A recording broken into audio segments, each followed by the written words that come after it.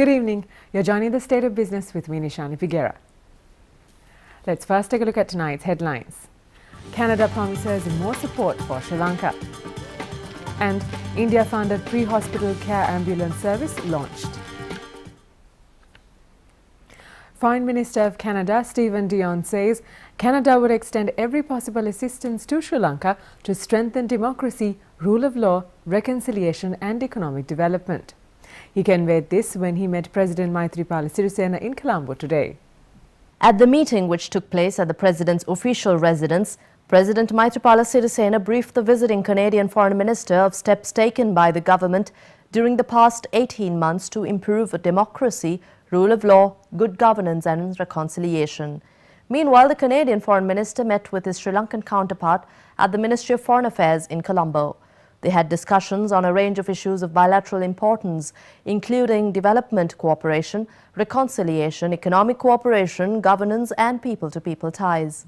We also discussed the importance of providing an economic peace dividend for the people of Sri Lanka and the interconnected nature of reconciliation and development. I also informed Minister Dion that we are keen to engage with the Sri Lankan community in Canada and invite them to visit the country that they left or was compelled to leave many decades ago. Canada welcomes the positive engagement by Sri Lanka with the Human Rights Council and its mechanism in the context of the UN Human Rights Council resolution on Sri Lanka, co-sponsored by Sri Lanka, but also by Canada. We encourage your government to take advantage of this momentum to move forward on other reforms, including those to strengthen good governance and economic stability. It is clear that delays in the implementation of these critical reforms are not in the public interest. Canada is committed to helping Sri Lanka further strengthen democracy and peace to all of its citizens. We note the importance of meaningful international involvement in such accountability and reconciliation mechanisms. Sri Lanka's first free pre-hospital care ambulance service was launched in Colombo today. The service is a result of an outright grant of $7.6 million from the Indian government. 88 state-of-the-art fully equipped vehicles were launched at the Gore-Face Green to be operated in the southern and western provinces. This becomes the result of the first outright grant presented by India to Sri Lanka. It represents a concrete result of how our close partnership benefits the people on the ground. This project is important as it will help save lives. This ambulance service would aid to your capacities for delivering emergency health care. It will reach out to over 8 million residents of southern and western Sri Lanka. Through the initiative, over 550 Sri Lankans are being given employment, including 250 emergency medical technicians who were trained in India as per stringent standards expected of this care. In addition, 250 pilots and 50 call center operators have been trained and equipped with know-how and competencies in managing and administering emergency care. මේ නිකන් ගිලන් රථයක් නෙමෙයි. මේක තුර Taman රෝහලට ගේන තෙක් Tamanට උවමනා පහසුකම් ලබා දෙන ජීවත් කරවන්නට උවමනා ඒ වෛද්‍ය වැඩ කටයුතු කරන්න සම්පූර්ණ භාණ්ඩයක් තියෙනවා. ඒ වගේම හදිසි වෛද්‍ය කාර්මිකයෙක් ඉන්නවා EMT කෙනෙක් ඒ උවමනා වැඩ කටයුතු වලට ආධාර කරන්න. මේක ජීවිතය බේරගන්න එක. ජීවිත ගණනාවක් මේකෙන් බේරෙන්න යනවා. In more news tonight, the chairman of the National Election Commission, Mahinda Deshapriya, today called the youth to register themselves to vote. He pointed out that a significant gap persists in youth voter registration due to inadequacy in youth voter education and engagement. The Election Commission, in collaboration with the International Foundation for Electoral Systems, believe that when celebrating International Youth Day 2016, which falls on August 12th, a significant weight must be directed at national-level youth civic engagement.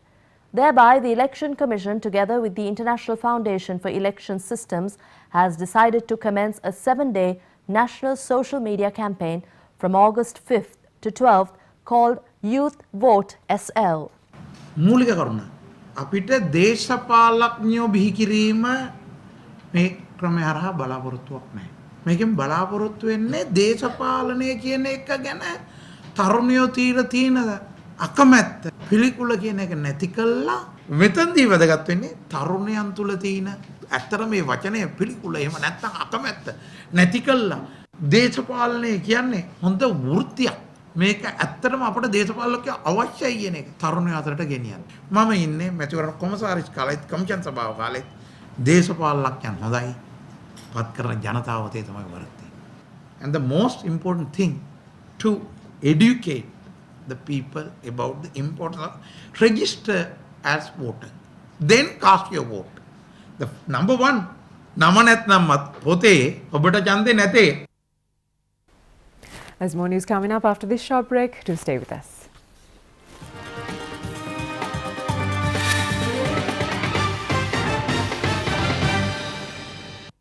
Welcome back to the State of Business. Central Bank Governor Dr. Indrajit Kumaraswamy says creating artificial momentum will not do any good to markets. Speaking at the Colombo Stock Exchange, the governor said artificial momentum will lead to distortions, eventually propelling losses.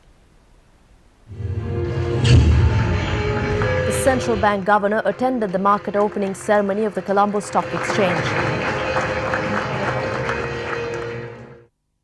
Later, he spoke about his thoughts about markets. We don't think there are quick fixes.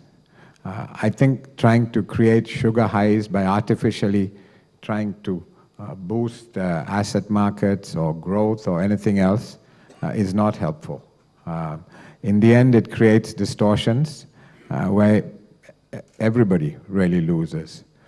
So the critical thing is to create the fundamentals to ensure that the economy grows, that companies are able to do their business and to make their profits, that there is employment generated, that creates demand in the system, that you have a virtuous cycle which is created, which is built on strong and sound fundamentals. He said central bank will create that environment while working with the government. Dr. Kumaraswamy also noted that the government's ongoing fiscal consolidation program will augur well for the country's economy. The sun may be beginning to rise.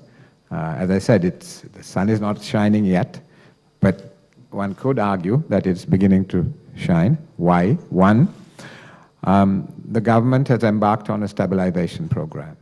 Really, in my view, without stabilization of the economy, nothing is possible.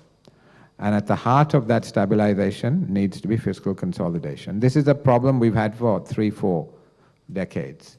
And it seems the government is making an effort to get to grips with that. Of course, one could argue that this is a buying opportunity, that the market at this level and visibility about a better future sometimes is really a good ingredients for a stronger sentiment.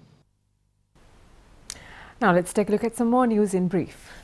The Ministry of Tourism announced that minimum room rates imposed on city hotels will be abolished with effect from 31st March 2017. In a statement, the ministry said that this decision was taken based on a recommendation of the Tourism Advisory Council, which comprises of key players in the hotel and travel trade. With the abolition of the minimum rate regime, hotels are free to charge what they want depending on the quality of the product. Ministry of Health, Nutrition and Indigenous Medicine will implement a 3-day dengue prevention program starting tomorrow. The program, to be held until Sunday, will cover the entire Western Province. An operating team of over 500 personnel, including the Triforces and health officials, will engage in the dengue prevention program. Sri Lanka Gem and Jewellery Association announced the 26th edition of Facets, Sri Lanka's annual international gem and jewellery show from September 1st to 4th at the BMICH. The objective of the exhibition is to strengthen and promote developments in the industry with special focus on Ceylon sapphires, as well as to boost the sale of gemstones and jewellery products to overseas markets. The Premier Jewellery Pavilion targets to bring together high-profile local and international clientele with over 200 local and foreign exhibitors set to showcase their products. Stay with us for the Stock Watch coming up after this break.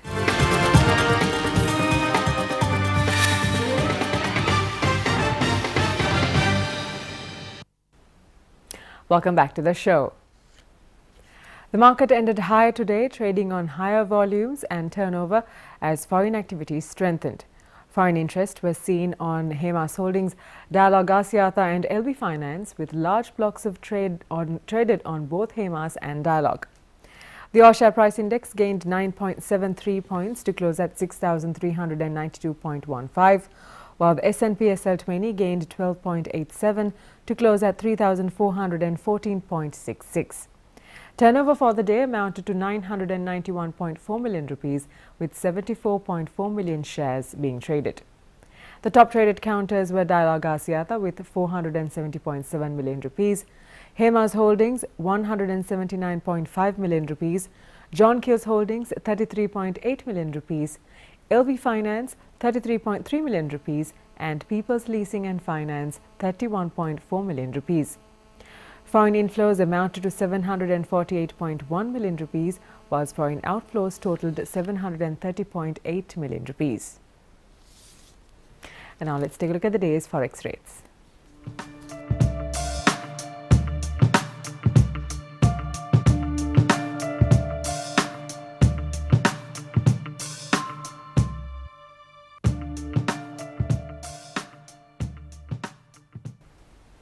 And with that, we sign off for tonight. We'll see you again tomorrow at the same time. Until then, thank you for watching. Good night.